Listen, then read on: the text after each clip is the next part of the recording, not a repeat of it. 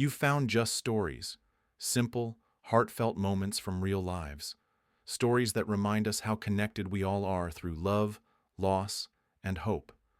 Get cozy. The stories are about to begin.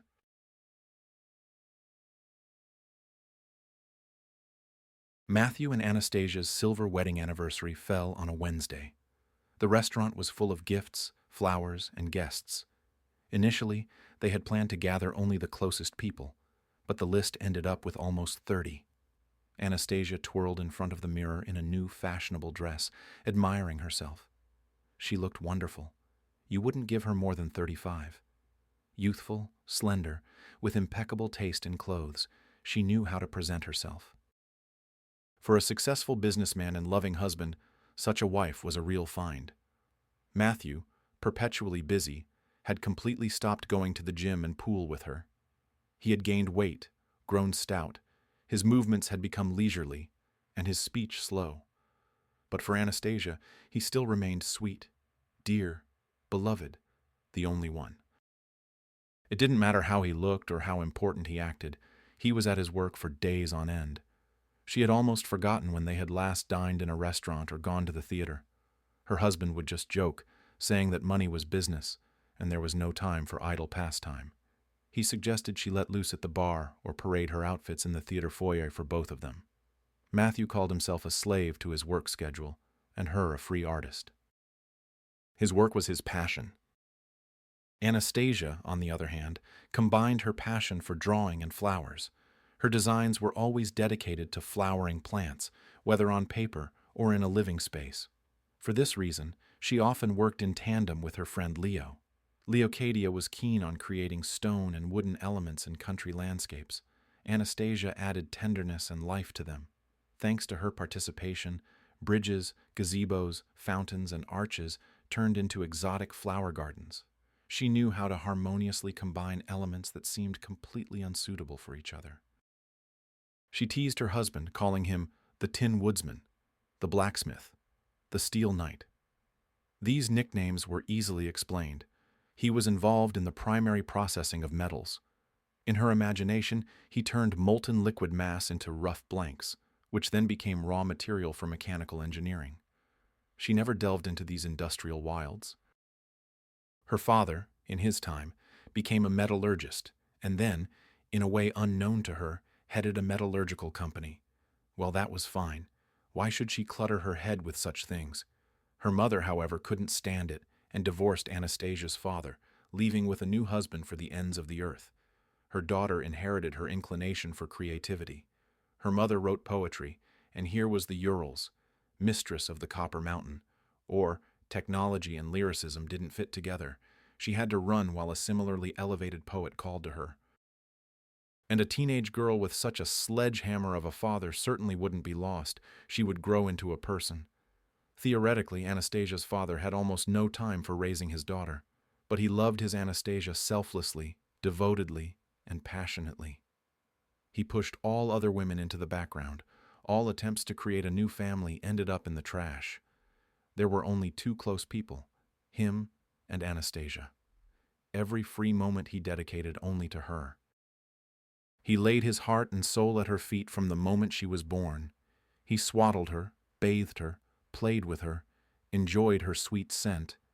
That's why his wife quite rightly decided that Anastasia would be better off with her dad. He raised his daughter, didn't break down, and didn't even hold a grudge against his ex-wife.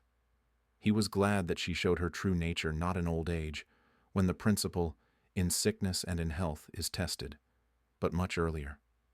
Life went on. Anastasia was always curious if her father, such a prominent and attractive man, really wasn't dating anyone or having affairs. Despite the fact that they were true friends and could talk about everything, this topic seemed forbidden to her. Outwardly, there were no signs that he was having affairs somewhere. If you were to describe Anastasia's life before marriage in one word, the best definition would be prosperous, well-fed, interesting, soulful. The girl never felt deprived because she grew up in a single-parent family without an older female relative as a friend. Her father was everything to her, her universe. Encouraging her passion for drawing, when she grew older, He bought a country plot. There, his daughter experimented to her heart's content with lawns, flower beds, and flowers. He thought, let her amuse herself. For a woman, it's a perfectly beautiful and not foolish occupation. Seeing that Anastasia was not going to change her hobby, her father sent her to study at the National Institute of Design. Before that, he sat her down with his best specialists at a computer, making her learn how to use special programs for developing design projects. This skill later not only came in handy for Anastasia in her studies, but also got her married. And this is no joke. That's exactly how it happened. In the beginning, Anastasia was just settling in. She and her father hadn't rented her an apartment yet, and for some time she lived in the institute dormitory. She handled computer matters at an internet cafe a couple of blocks away. She would come, order the largest cup of cappuccino, a plate of oatmeal cookies, and plunge headfirst into her latest idea. She arranged different types of still inanimate flowers across the territory of a hypothetical object. Nearby were several dormitories, including those of the Polytechnic University. The crowd in the cafe was mixed, mostly young people. That's how the future designer, obsessed with flowering plants, and the future metallurgist, passionate about ores and alloys, met. Upon meeting him, the girl felt a similarity to her beloved father. It was a fateful encounter. Things moved so quickly between them that it immediately became clear. Both were serious about the relationship. For the long summer holidays, they traveled to Anastasia's small hometown. There, her father organized a tour of the metallurgical plant for his daughter's friend. The young man's eyes lit up. No entertainment or romance was needed. He was passionate about this business. While the guest was showering, father and daughter talked a little. It seemed to me that your friend isn't empty-headed. In time, he'll become a capable professional in our field, the man said.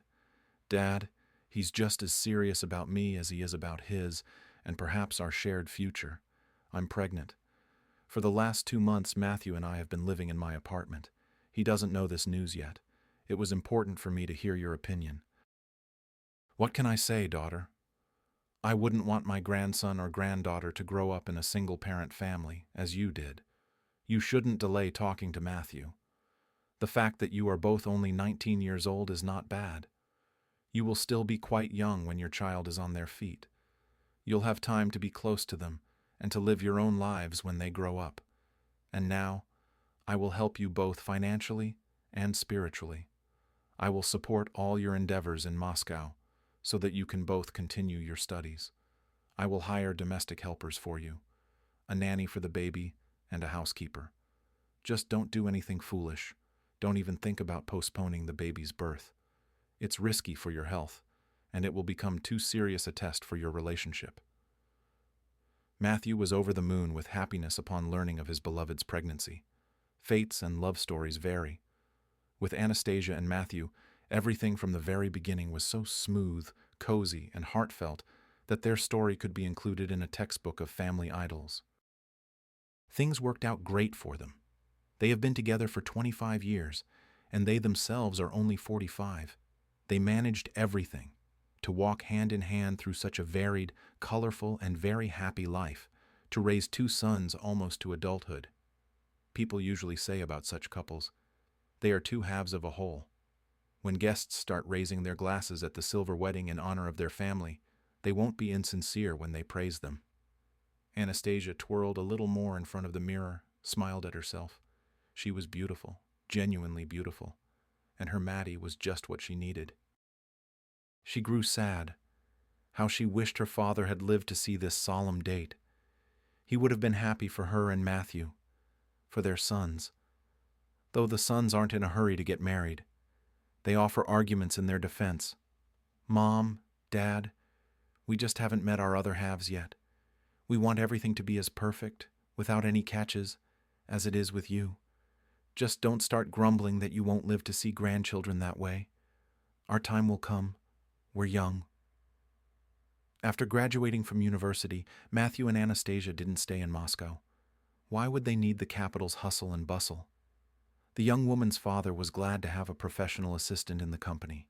For a couple of years, he watched how Matthew handled tasks, and then immediately made him his deputy. He built a house for his son-in-law, daughter, and their 2 sons who were already born. The boys were born a year apart.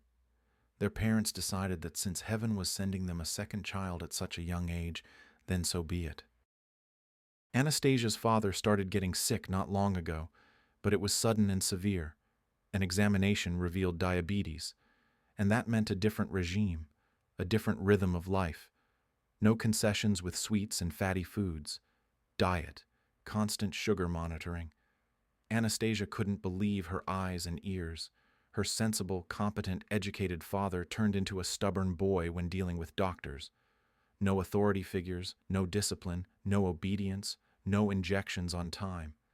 He did whatever he wanted, as if the illness had deprived him of his reason.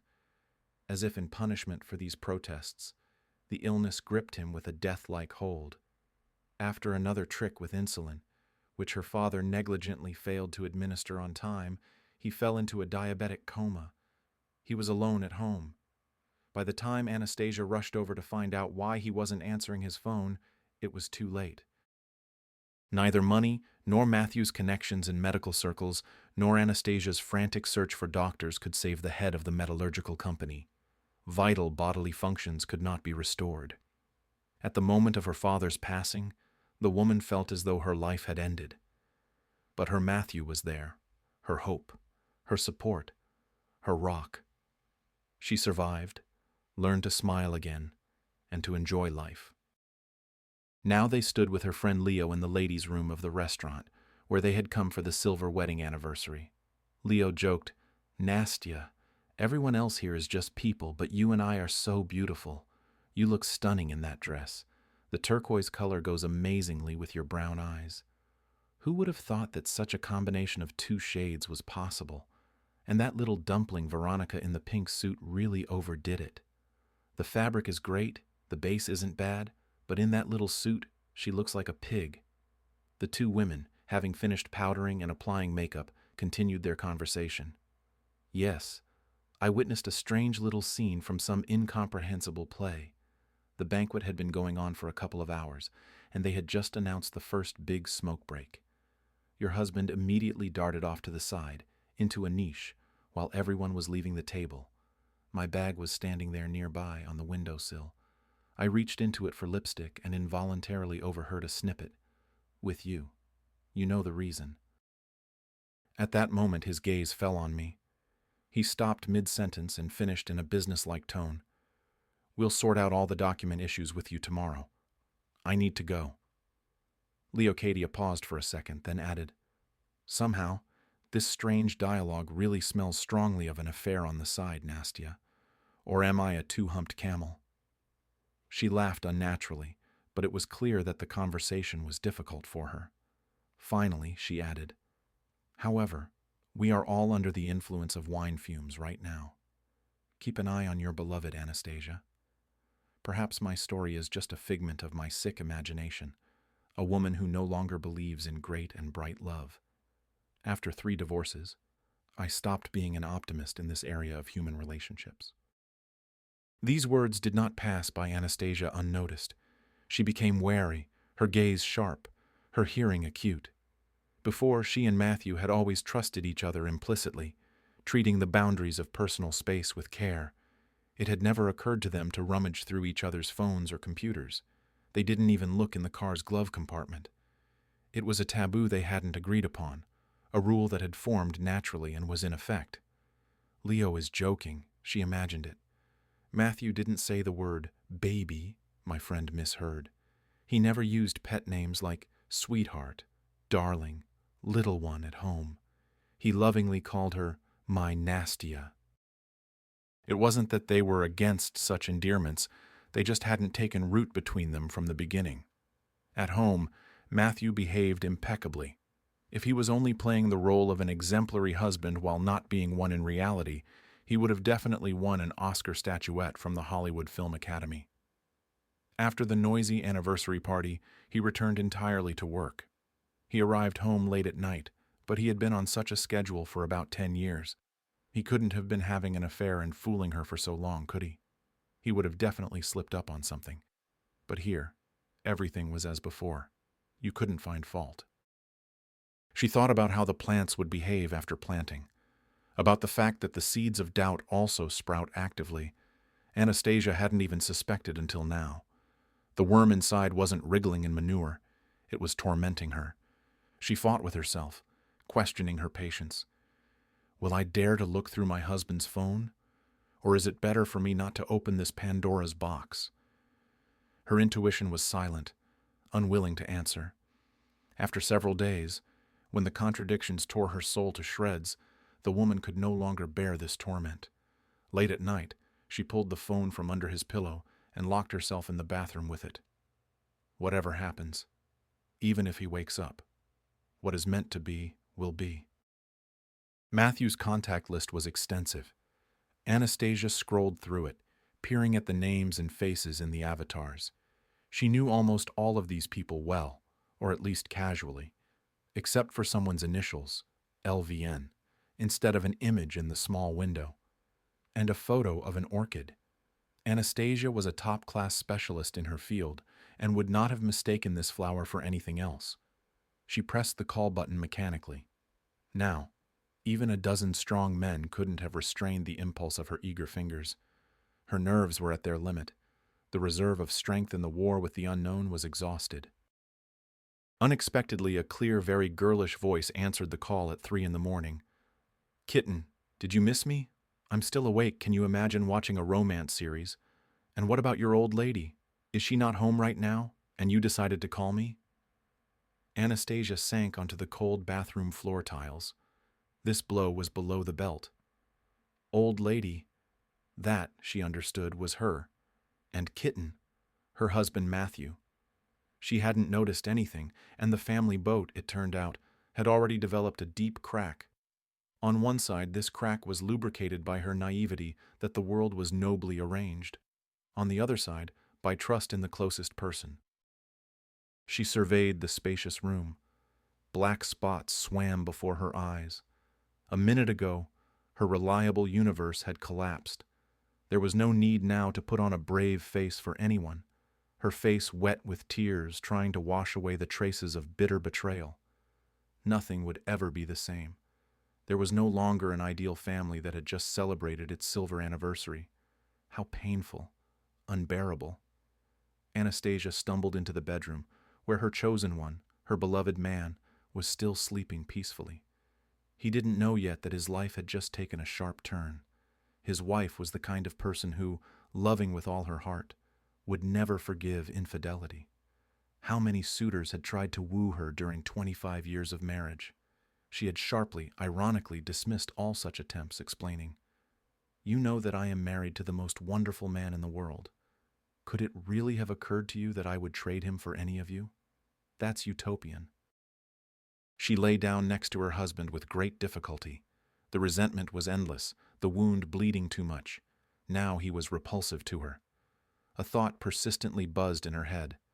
I wonder whose idea it was to give me the nickname Old Lady. Was it Matthew's doing or his mistress's? Oh, what did it matter? She didn't know how old the owner of such a clear voice was. Her husband couldn't have found this clearly young treasure in kindergarten.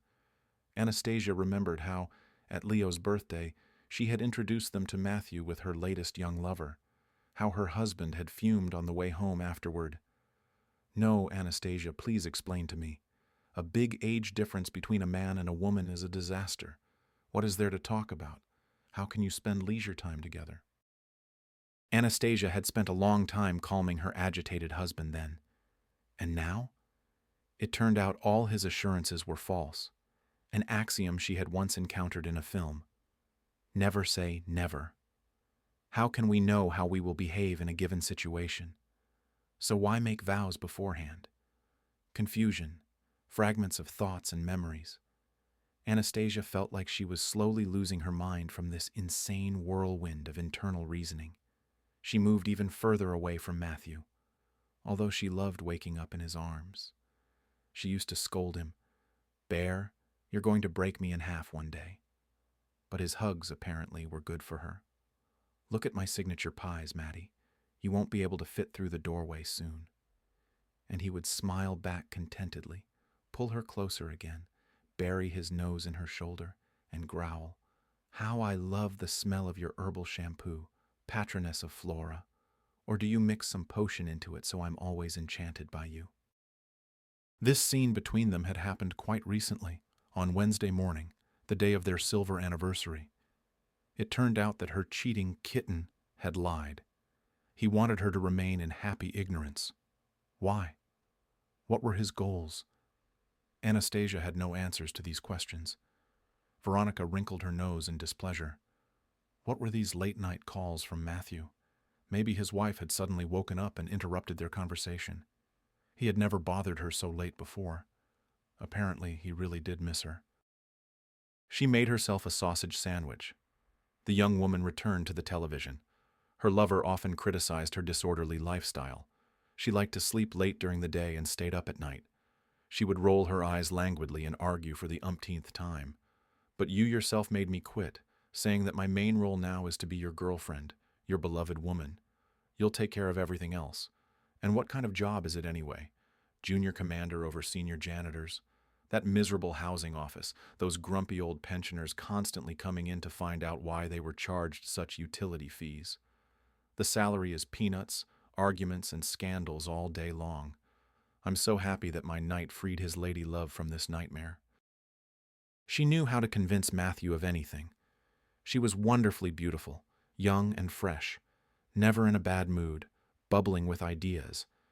Next to her, he felt like something amazing. His wife couldn't compare. Matthew was dying of passion. Next to her, he was ready for anything, especially when she would suddenly start looking at him with an appraising gaze and then deliver her verdict. Oh God, how handsome you are. Would anyone say you're already 45? I wouldn't give you more than 30. You're very youthful, my love. It's truly a miracle. We've been together for 2 years and you get handsomer every day. I respect you so much, kitten. Come to me quickly. I missed you so much. Matthew didn't walk to her. He flew. He didn't care that he was 25 years older than this little one. She couldn't be so skillfully deceiving him for so long. She was truly in love, and her feelings only grew stronger with each meeting. Wouldn't he know how to read people, having commanded a huge team for a couple of decades? They met by chance, on a bus. The man had long forgotten the last time he used public transport. But then, there was a hitch. It was time to change winter tires to summer ones. The guys at the car service messed something up, bent something, twisted an important tool. The mechanics advised against taking a taxi. It was only a couple of minutes' walk to the bus stop through the spring town. No inconvenience at all, pure pleasure. Later, Matthew often thought that on the day of his first meeting with Veronica, the stars had aligned magically in the sky, facilitating it in every way. That it was a sign. That Ronnie was his woman. He didn't want to think that he had been wrong before. His whole life with his wife now seemed like a rehearsal before the true love of his life. Veronica on the bus then, smiling condescendingly, gave up her seat to some very old lady. She moved to the back platform, where Matthew was standing with his business briefcase. The girl wasn't foolish in worldly matters. She immediately understood that this expensively dressed uncle felt like a white crow on the bus.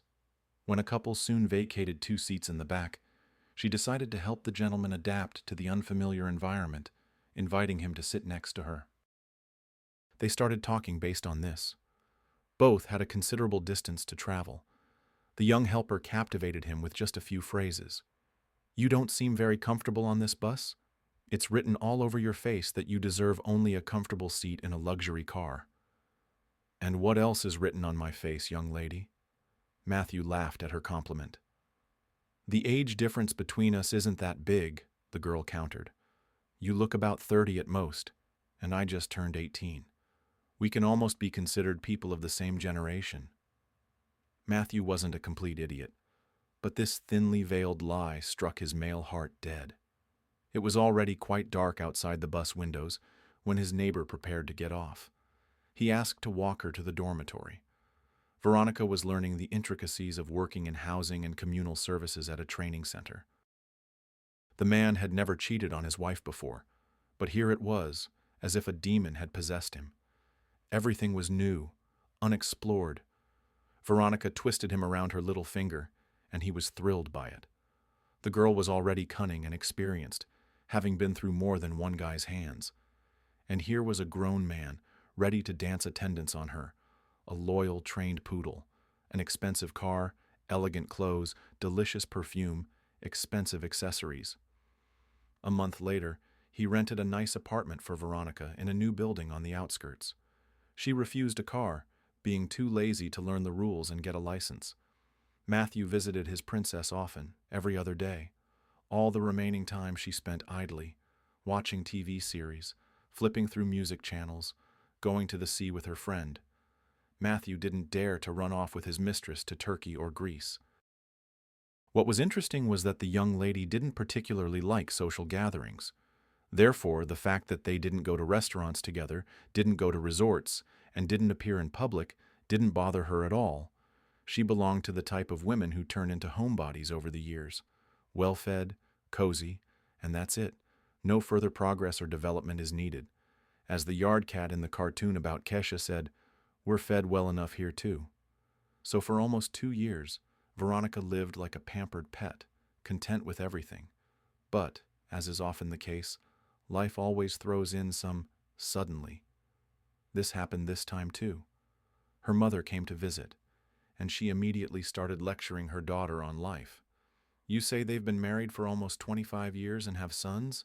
So maybe you should switch to a younger man. Why do you need this daddy lover?" "Mom, what are you saying? Matthew is so sweet and so obedient, he fulfills all my wishes. I even set aside money for you to help you. His sons are still unfledged chicks. I've always liked older men." Her mother laughed. "You might as well say you love him madly." Veronica thought for a moment. "I don't love him, but he's not repulsive either. I could live with him for a long time and know no sorrow." Hearing this conclusion, her mother immediately summarized, "Then get to work. Separate him from his wife forever. You want to dip your little hand into his family's feeding trough, don't you? So act, Veronica." To be honest, Veronica was a little embarrassed by her mother with her village values and airs of an unrecognized sunflower queen. In the countryside, she constantly lectured everyone on life. Coming to visit her daughter in the city, she didn't abandon this habit. But sometimes it was worth listening to her. It was from her that Veronica, without personal experience, laid the foundations of strategy and tactics in her mind. Their implementation in everyday life had not yet failed. After seeing her mother off, Veronica thought hard for the first time. Her mother was right. The lover didn't skimp on financial help, that was a fact. The fact that he wasn't constantly around she actually liked. It was unknown how they would get along living together. But she was only 20, and nothing bothered her. But in about 5 years, without a beautiful stamp in her passport, it wouldn't be so fun. Again, she loved children very much, saw her future definitely in the company of a couple of cute little ones who would toddle nearby and look at her like a deity. She considered a family without children incomplete. And Matthew's time was running out. He still had to raise their children, so no matter how you looked at it, it was time to change the balance of power. Matthew's children didn't count yet. She needed to catch her unfortunate lover in a net to replace the fishing rod with a love hook with a reliable official net. She started talking to the man about this the very next day. His reaction stunned her. He unconditionally agreed to leave his wife. He assured her that his share of the jointly acquired property would be quite enough for them to live comfortably with his bird of paradise, Bullet, favorite girl. Veronica pouted resentfully, started whining that he could try harder for her, come up with something cunning so that their income after the divorce would be substantial. Had he slaved away at the company for so many years for nothing? Where else could they get their hands on some money? That day, Matthew returned home somewhat confused. He still had no doubt that Veronica was the woman of his life, his prize, and his male luck. But he had never pocketed anything before. Veronica insisted they pluck the company's finances for their own good. By morning, a relatively easy scheme for siphoning money from the company had been devised. The company's executive director was ready to implement it to obtain happiness for his beloved. Time began. By the morning after a practically sleepless night in the same bed as Matthew, Anastasia made a decision to follow her husband after work, find out where his mistress lived, observe them from a distance, and only then initiate a confrontation. The morning passed like a carbon copy. Matthew sleepily greeted her, grabbed his phone, and disappeared with it into the bathroom. Before, she would never have paid attention to such behavior. Now, she saw a double meaning in all his actions. Her plans to postpone the showdown with her husband failed miserably. Matthew appeared in their bedroom just a couple of minutes later. He was furious. "Anastasia, I don't understand. Did you take my phone last night and look through it?" She had no moral strength to enter the inevitable conflict, but she knew how to take a hit. "I did. Moreover, I called one of the numbers on the contact list from it. It's listed as LVN. Would you care to decipher that abbreviation?" They almost never argued, seemingly living soul to soul. Both were now confused, both choosing their words. Then Matthew decided, "Anastasia, this had to happen sometime. You can't hide an awl in a sack. I fell in love with another woman. Neither of us is to blame for this. I can't help it. My passion for her is stronger than me. It's hotter than anything we had together. Believe me, I didn't want to hurt you." The woman was silent. What to answer? Make a scene? Shout? Beg him to stay with her and leave the other one? It was absurd. She didn't know what to say in response. Inside there was such emptiness, as if her heart had been taken out and trampled before her eyes. Just yesterday they were listening to beautiful toasts in their honor, and today the old lady and the kitten found themselves on opposite banks of the river called Life. Anastasia cleared her throat. For some reason, she desperately wanted to ask this particular question. "Why does this friend of yours call me old lady? Was it your idea?" "Anastasia, there's a significant age difference between us. But that doesn't prevent true love," Matthew replied. Anastasia raised her eyebrows in surprise. Wow! Her husband was habitually sharing his news and experiences with her. This was the final chord in the requiem for the death of their family. Her patience ran out. A volcano raged inside. Resentment and incomprehension were brewing. Anyone else but not her and Matthew, she thought. Even the pile of beautifully wrapped gifts lying on the living room table hadn't been unpacked yet. Silver boxes, bright ribbons, vases with her favorite flowers everywhere. How could she reconcile all these gifts with the bitter disappointment? How could she live on without her beloved man? Anastasia tried to feel her heart, to settle a new reality within it. What did she feel towards Matthew now? She couldn't answer that question. What was happening seemed like a terrible dream. She would wake up now, and it would all be over. She even thought that this very minute, after Matthew left for work, she would indeed put on her night pajamas, pull the blanket over her head, and sleep through this sleepless night. But the intercom at the gate buzzed. The screen showed some young woman with a brightly made-up face. To the question of what she wanted, she briskly replied that her name was Veronica, and they needed to talk. Anastasia had not expected such a move from her husband's mistress. Having pressed the button on the device, the model-like young woman rushed into the fray from the doorstep. "Maddie has already told me everything. You've explained yourselves. There's no need to hide anything anymore. And why are you looking at me like that? Yes, it happens. Men leave their wives for their beloved women. It's natural." The words immediately popped into Anastasia's head. Once a betrayer, always a betrayer. And what does his old lady wife owe your visit? Do you want to tell me something, or have you shown up to dance on the embers left from our family fire? Veronica sat down in an armchair without being invited, crossed her legs, and looked around. Then she finally declared, "I hope you understand that this is a divorce. Your sons are already adults. There won't be any special problems. We'll sort out the property, both the inheritance and your joint property. Matthew will announce our terms to you later."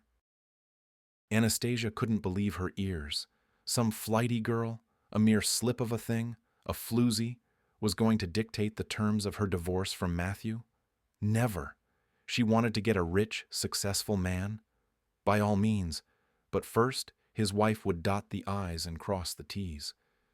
She practically led Veronica out by the ear. Anastasia had such a look that Veronica suddenly cooled her ardor and obediently shuffled on her high heels across the yard towards the exit. She only had enough strength to turn around and victoriously announce, "I'm not saying goodbye. We'll see each other again at the divorce." Anastasia filed for divorce that same day. Her sons were long since adults. Their presence certainly wouldn't cause problems. But the property turned out to be much more complicated. She trusted Matthew so much that she had never even read the documents he or her father brought her to sign, and they didn't generate any catches. Everything bought and acquired was simply registered in her name and the head of the family's. It was unofficially considered that this was normal and correct. Seeing the whole picture, the woman clasped her head. She had never been a businesswoman, and now everything seemed to be leading to her having to become one. She didn't delve into the details. There was so much in the papers that Anastasia soon realized she would have to ask for help from her father's old friend, who had been his lawyer and loyal comrade his whole life. Viktor Grigorievich met Anastasia as if he had known in advance that she would definitely come to him for help with the divorce. "So, my dear child, you've decided to break up with Matthew? It's true. No matter how long the rope, the secret will always come out. Kostya, my dear friend, predicted that you wouldn't remain in the dark about your husband's infidelity for long." Anastasia stared in amazement at the gray-haired man with a sly look in his eyes. The question escaped her lips. Dad knew that Matthew had a mistress? Viktor Grigorievich narrowed his eyes. At first, he only had suspicions. Your husband suddenly started disappearing instead of going to work, heading in an unknown direction. Kostya instructed the security service to find out everything. On the day he passed away, he had just received the investigation report with photographs. He managed to give it to me, gave me some instructions that could secure your future. And with that report, which is still in my office, he felt unwell. He hurried home to rest. I even walked him to the car. He was pale, his face covered in sweat, and it was quite a cool day. I didn't keep an eye on him, Annie. I should have gone with him, but I had another meeting scheduled. But I honestly fulfilled all his tasks. Now I'll show you all the documents. After a couple of minutes, the lawyer laid several folders before her. She opened the first one and was stunned. In it lay a document titled, "Will with a Condition." The woman began to study it carefully. There was nothing in the papers concerning the property she and Matthew had received and used after Anastasia's father's death. It was about completely different things. A villa in the United Arab Emirates, a small house in Switzerland, 2 apartments in Moscow, a dacha on the Black Sea coast. The woman reread the stipulation which stated, "This will is to be announced only if his daughter decides to file for divorce. If such a precedent does not arise, all the specified property is to be transferred to the 2 grandsons in equal shares, but after they enter into official marriages." A stipulation that all this would be acquired on his behalf by his lawyer was also present. "How complicated everything is," she voiced her opinion. "Why did Dad set all this up?" "Not complicated, but wise," Viktor Grigorievich stated clearly. "You could never get enough of your husband. Your union seemed so strong that even hints of slight cracks were fantastical. The house is solid, cars in the garage. The dacha is all your flower gardens if you want some fresh air. The boys also have everything they need for now. Apartments, cars, money and accounts. Kostya always said about you that he couldn't understand why you were so unworldly. You flit over your lawns like a carefree moth. To fool someone like you is easy. Only no one can understand that worldly goods truly mean nothing to you. You have a roof over your head and food on the table, loved ones nearby. You are happy. You wouldn't snatch a piece from anyone's throat. Will you be able to stand up for yourself financially? And will you want to? Don't take offense. But I didn't bother you until the time came, as my precious friend instructed. I did everything as he ordered.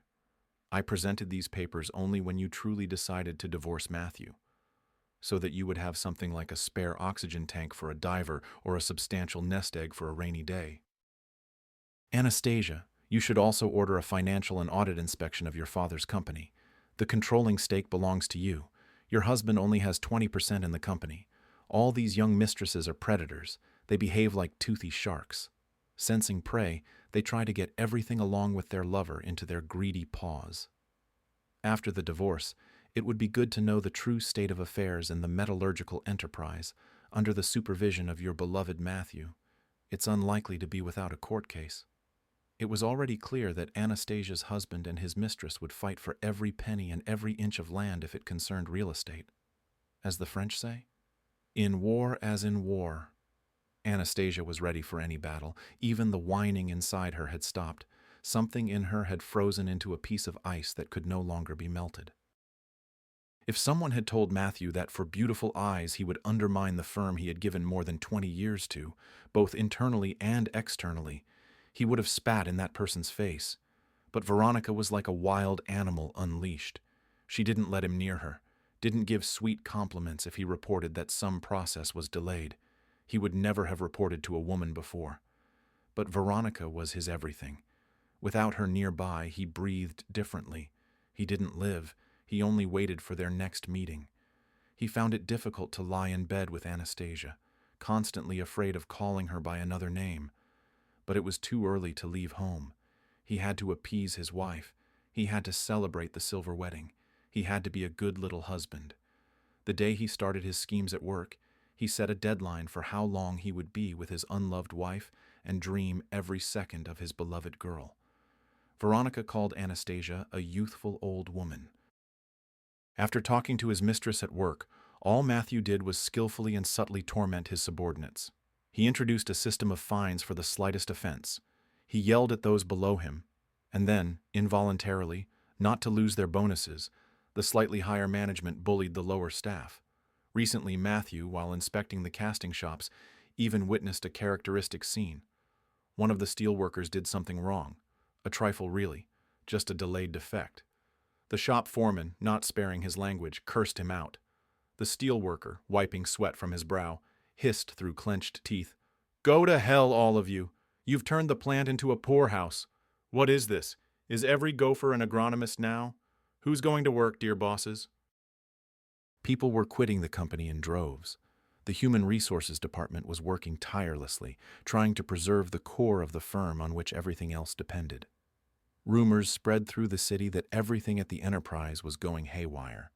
And this was in addition to Matthew starting to withdraw money from the accounts of his father-in-law's brainchild under plausible pretexts. He no longer knew what he was doing. He couldn't stop. His ultimate goal was to maximally reduce the value of the metallurgical plant's shares in order to later buy the controlling stake from Anastasia for a pittance, or at least another 31% of the securities in addition to his existing 20%. Matthew soberly understood that after the anticipated divorce, his share of the jointly acquired property would not be very large, and he wasn't completely a scoundrel. He would share with his sons, whom he sincerely loved, and ensure their reliable future. What would be left for Veronica's greedy ambitions was almost nothing, dust. But owning the plant, deciding the fate of the profits derived from it, that was another matter. He could quickly restore the damage he had inflicted on production and would again be at the helm of a large industry giant. Anastasia, at that moment, still extremely far from the realities of metallurgy, was diligently working on another project. She spent hours at the computer with Leocadia, meticulously arranging flowers and greenery next to her friend's stone installations. It didn't occur to her to be interested in her father's company's affairs. It was enough that Matthew practically lived at work. She was a gentlewoman. She'd rather contemplate the arrangement of flowers and bushes. Then came the pleasant preparations for the silver anniversary, the chores, the shopping trips, and beauty salon visits. Did she think then that she was moving towards the end of their happy marriage with 7-league strides? No, of course not. After visiting the lawyer, Anastasia was again confused. She linked her father's death and her husband's behavior, which pushed her towards the breakup. She linked the death of her loved one with a sudden demise. She blamed herself that, with her creative impulses, she wasn't observant, didn't notice the obvious. She didn't even immediately realize that she was drawing different varieties of orchids on sheets of paper, and then cutting these drawings into pieces with manicure scissors. Only one thought kept swirling in her head. I will never use this type of flower in my design projects again. The exquisite orchid was capable of wounding the soul with its hidden meaning. The orchid had taken her husband away. It was all a lie that beauty saves the world. It is saved by warmth and soulfulness. No one would be able to shake her on this point. By the evening of the day, the family boat capsized. Both Matthew and Anastasia realized they couldn't be under the same roof. Anastasia wandered through the huge house, thinking that she wouldn't be able to live there after the divorce. It was too painful to look around. The collection of family photos in beautiful frames everywhere alone was enough. Her eyes kept landing on the pictures as if on purpose, but she had no desire to smash or break them. It was a part of her sons. She would tell them about the upcoming changes, about a possible court hearing. Later, there would be time. She was afraid of their sharp reaction, of their condemnation, of them branding their father a scoundrel and her, perhaps incompetent, unable to keep her beloved man by her side. She leafed through the pages of the past. Again, where was her mistake?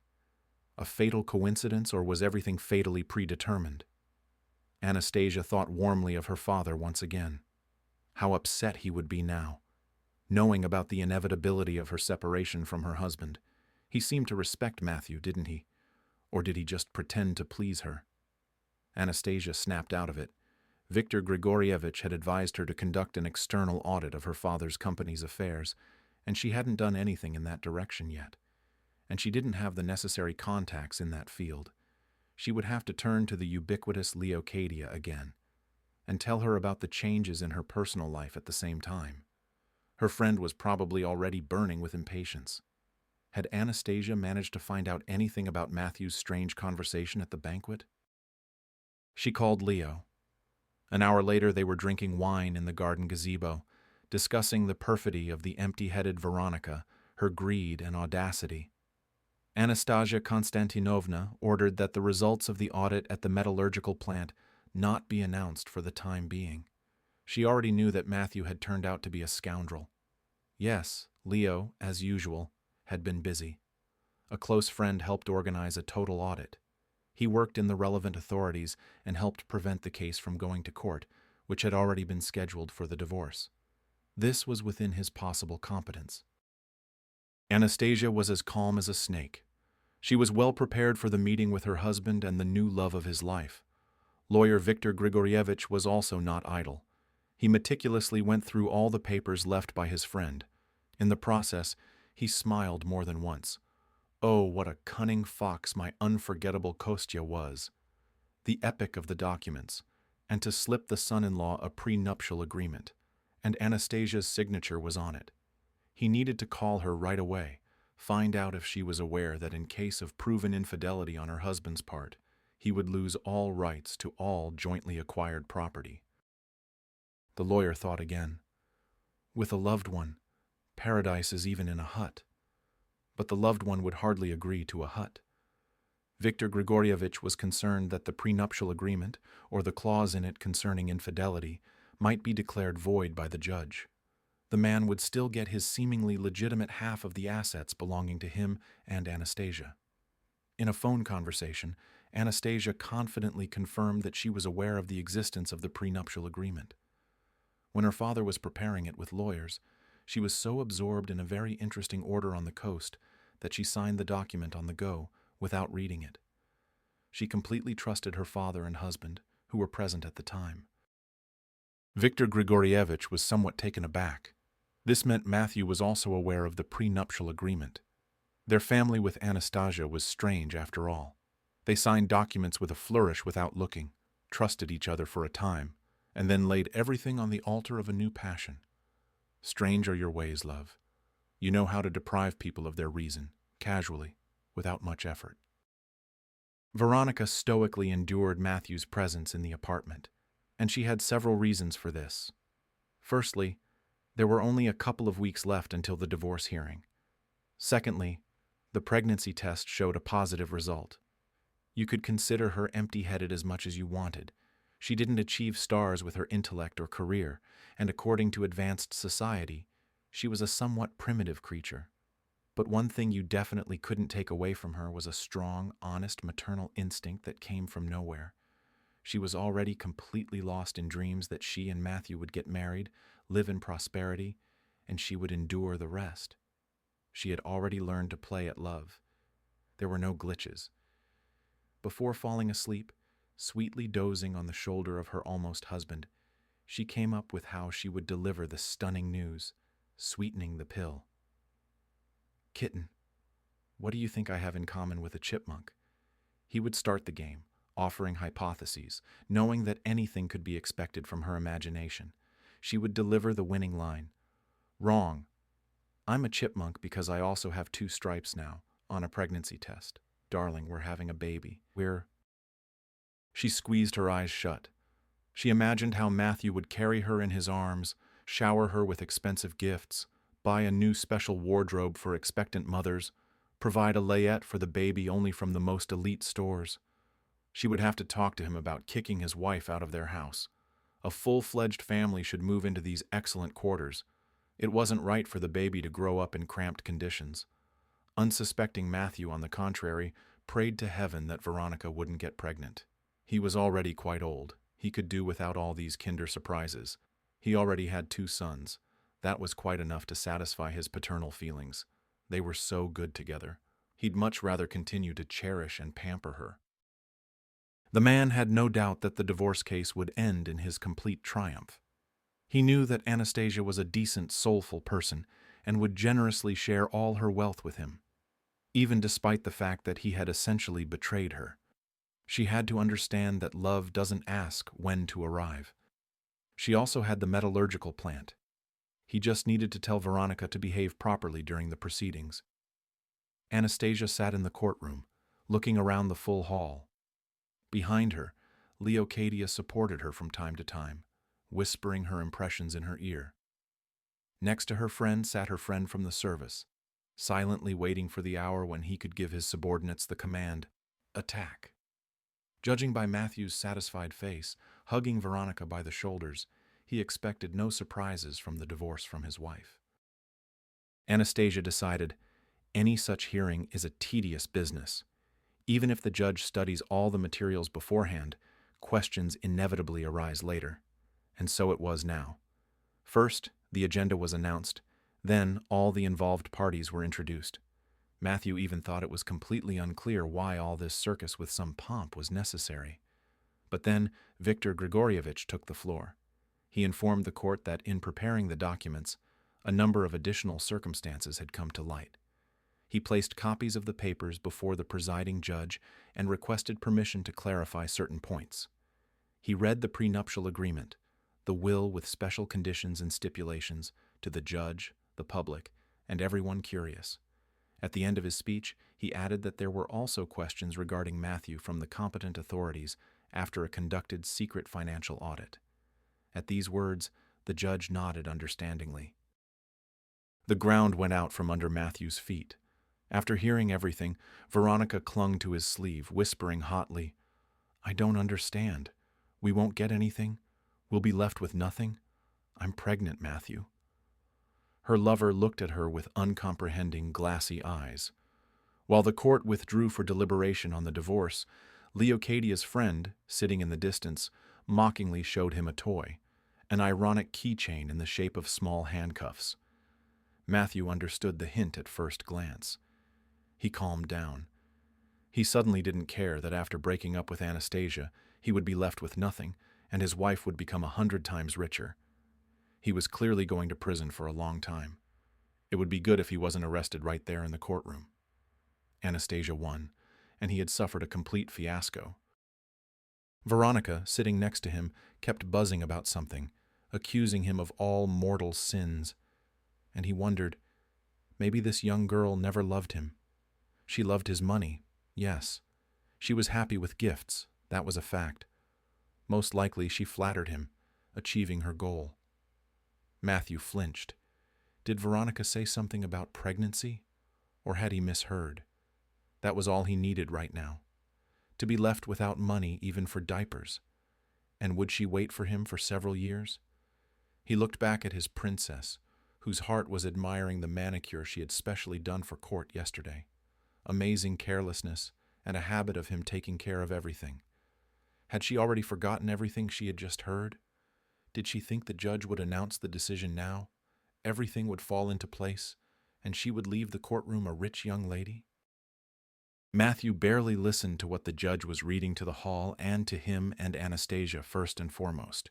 He only understood that after the divorce and property division, he was indeed left with practically nothing. Veronica remained in silent childishness. She understood that this wasn't even a court decision. It was a verdict on all her hopes. Only one thought was pounding in Veronica's head now. No matter how things turn out, I won't get rid of the baby now. Even if Matthew has big problems, I can and will do everything myself for the future baby. She didn't voice her intentions aloud. Indeed, perhaps no one, seeing her pretty face and good figure, would have thought that she took the topic of motherhood so seriously. Something empty sometimes only seems empty. Anastasia left the courtroom satisfied. She already knew that Matthew would be arrested tomorrow on charges of large-scale fraud. Did she feel sorry for him and Veronica? It was strange, but she did. Anastasia was not a vindictive person. She just wanted justice. Even her heart had stopped hurting so much. She wanted to return to her design sketches, drown in flowers, forget herself, but not to seek revenge anymore. For a second, it even seemed to her that the statue of Themis, standing in the corner, suddenly removed her blindfold and winked at her, approving of her thoughts.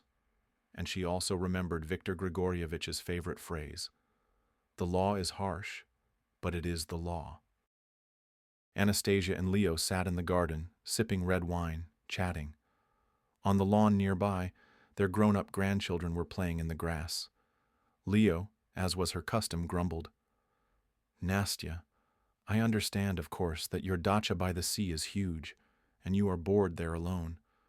I approve of you taking the grandchildren here for the whole summer. But why are you also bringing Veronica's daughter to visit you?